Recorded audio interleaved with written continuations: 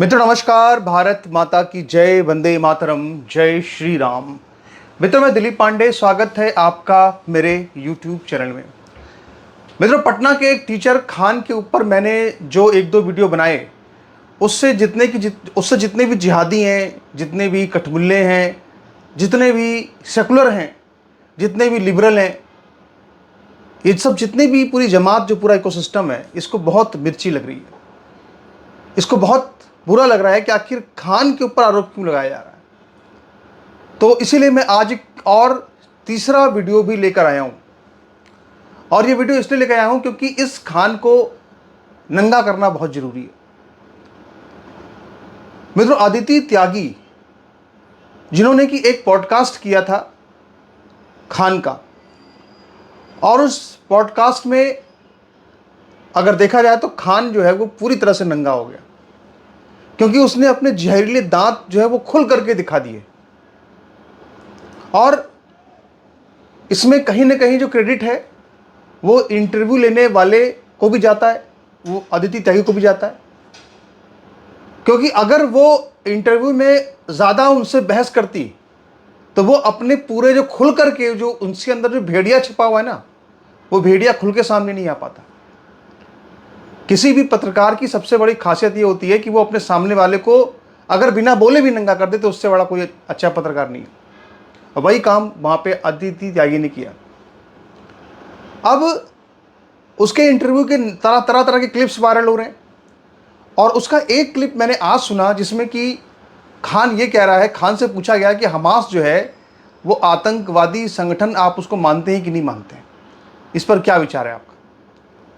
तो खान ने ये बोला कि जब इजराइल अजमल आमिर कसाब को बता रहा है कि साहब 2008 में घटना हुई थी और 2023 में उसने माना कि इजराइल ने कि कसाब आतंकवादी था,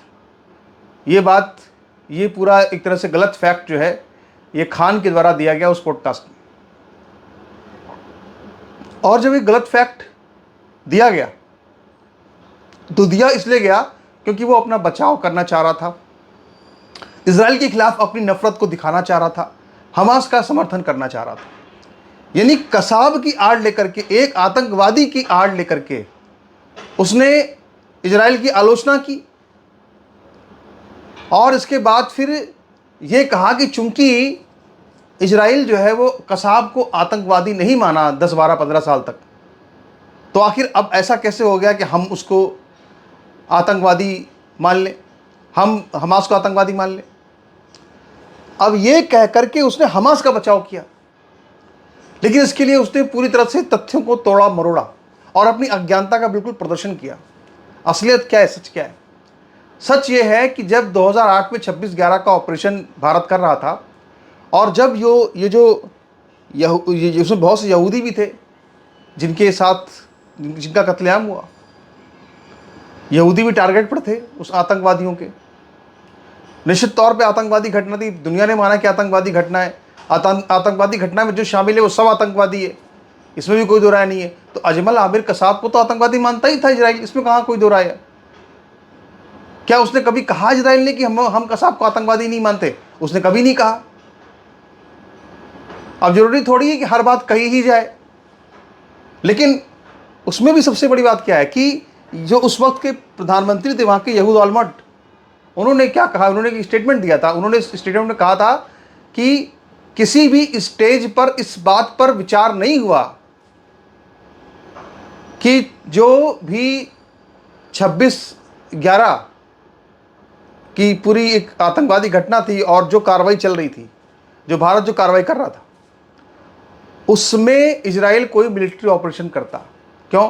क्योंकि इजराइल, इसलिए इस बात में चर्चा इसलिए हुई, क्योंकि चर्चा क्यों हुई वहाँ पे इस बात में, क्योंकि दरअसल वहाँ पे यहूदी बहुत फंस गए थे उस आतंकवादी घटना में, पूरी मारे गए थे। तो ऐसी स्थितियों में, इन हालातों में अगर देखा जाए तो अगर यहूद आलमट से सवाल पूछा गया या उनको कहना पड़ा, तो इसका मतलब क्या होता है? इसका मतलब ये होता है कि ये इतना बड़ा इशू था उनके लिए। मतलब अगर देखा जाए तो वो तो यहाँ तक वहाँ पे चर्चा कि भाई कि आप तो उनके खिलाफ एक्शन ले लेते, आप एक मिलिट्री कार्रवाई करते, लेकिन इसराइल ने ये कहा कि हम क्यों करें मिलिट्री कार्रवाई, क्योंकि हमारे जो फौज है भारत की वो अच्छी फौज है, अच्छी मिलिट्री है, वो खुद सक्षम है हर काम करने में, हम क्यों करें, ये उनका तरफ से कहा गया।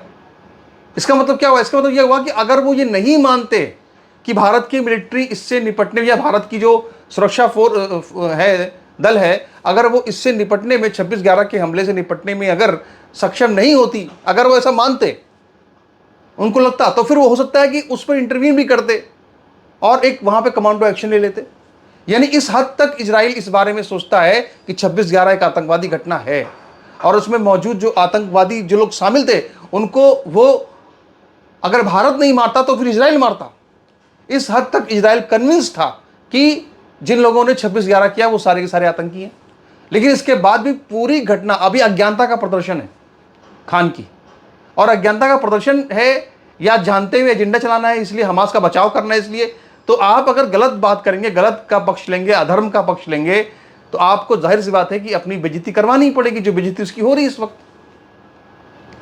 और यहां पे एक बात और कहना चाहूंगा कि शाहरुख खान ने एक फिल्म बनाई थी, क्या फिल्म थी वो, कि my name is Khan and I am not terrorist, यानी कि मेरा नाम खान है और मैं टेररिस्ट नहीं हूँ।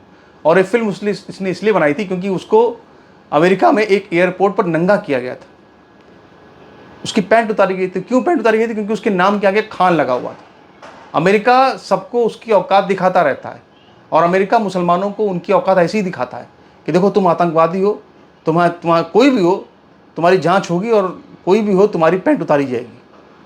अब आजम खान जो यूपी का उस वक्त कैबिनेट मिनिस्टर था, वो अमेरिका गया, उसकी तक की उन्होंने पजामा उतरवा लिया। यहाँ तक कि जो अब्दुल कलाम राष्ट्रपति इंडिया के थे, उनको तक को वहाँ पर जलील किया गया। तो आप ये समझिए कि अमेरिका किस तरह उनकी औकात दिखाता है, वो तो जो है सब आप जान ही रहे। लेकिन उसी बात पर उन्होंने फिल्म बनाई कि my name is Khan and I am not a terrorist. लेकिन आप सोचिए कि अगर आप आतंकवादी नहीं हैं और आप आतंकवाद का समर्थन कर रहे हैं तो भी, या आतंकवादी का बचाव कर रहे हैं, या आतंकवादी को आतंकवादी नहीं कह रहे हैं तो भी आप आतंकवादी ही हैं। क्यों आतंकवादी हैं? क्योंकि इस खान ने हमास को आतंकवादी संगठन मानने से ही इनकार कर दिया। अब आप जरा कल्पना कीजिए, उस दृश्य को देखिए कि 7 अक्टूबर 2023 इजराइल की यहूदी लड़कियों को, इजराइल की यहूदी औरतों को, 25-25 साल की जवान औरतों को एक वॉर बूटी की तरह, यानी कि किसी युद्ध में कैद हुई लड़कियों को एक किसी वीरता पुरस्कार की तरह से, युद्ध में मिले किसी वीरता पुरस्कार की तरह से अगर इजराइल की औरतों को ले जाया गया, गाड़ियों में भर भर के ले जाया गया और उनको ना सिर्फ उनकी लाशें बिछाई गई बल्कि उनके ऊपर बूट रखे गए और इसके बाद पूरी रैलियां निकाली गई, गाजा पट्टी के अंदर जश्न मनाया गया कि हमने तो माले गनीमत हासिल कर ली है। क्या कहते हैं उसे? काफिरों की जो औरतें हैं वो माले गनीमत हैं। इस तरह की सोच वाला जो एक आतंकवादी संगठन है हमास, जो औरतों को इस तरह से यूज कर रहा है, जो औरतों को वॉर बूटी समझ रहा है, और ये अपने पूरे जिहाद के सिद्धांतों पर चल रहा है। और जिहाद के जो बड़े बड़े जानकार हैं, ईरान के सर्वोच्च नेता आयतुल्लाह खमैनी, वो कह रहे हैं कि नहीं साहब, हमास के आतंकवादियों का तो वो हाथ चूमना चाहते हैं। सोचिए ये सोच कितनी गहरी है। जिहाद, आतंकवाद, ये सोच बहुत गहरी है। और उनको इस बात से कोई घृणा नहीं हुई कि ये इन आतंकवादियों ने औरतों के साथ क्या किया। भले यहूदी औरतें थी, औरतें तो थी, वो औरतें थी ना। क्या आप सोच सकते हैं कभी इस तरह से हो सकता है भारत के अंदर कि किसी दुश्मन की औरतों को उठाकर लाया जाए, उसकी परेड करा जाए नंगा करके उसको? लेकिन ये सब इन इस्लामियों ने हमारे साथ किया है।